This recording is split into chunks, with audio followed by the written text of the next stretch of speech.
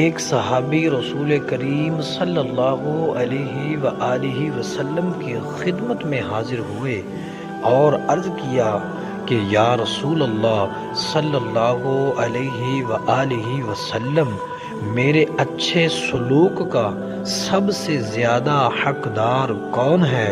فرمایا کہ تمہاری ماں ہے۔ پوچھا اس کے بعد کون ہے؟ فرمایا کہ تمہاری ماں ہے۔ انہوں نے پھر پوچھا اس کے بعد کون؟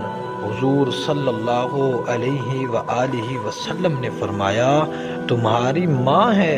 انہوں نے پوچھا اس کے بعد کون ہے؟ حضور صلی اللہ علیہ وآلہ وسلم نے فرمایا پھر تمہارا باپ ہے۔ ابن شرما اور یحییٰ بن ایوب نے بیان کیا، کہا ہم سے ابو زرعہ نے اسی کے مطابق بیان کیا۔ اللہ اکبر۔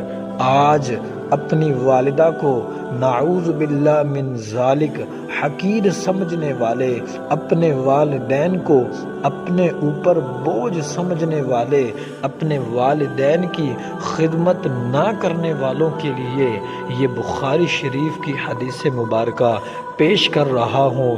میرے نبی نے ارشاد فرمایا تیرے حسن سلوک کا سب سے پہلا حقدار وہ تیری والدہ ہے، اور میرے نبی نے 3 مرتبہ ارشاد فرمایا، چوتھے نمبر پہ اس کے باپ کو ارشاد فرمایا۔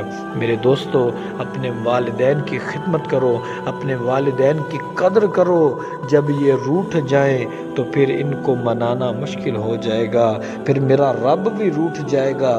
جب ماں باپ روٹھ جائیں، اپنے ماں باپ کو منا لو، اپنے ماں باپ کی خدمت کر لو۔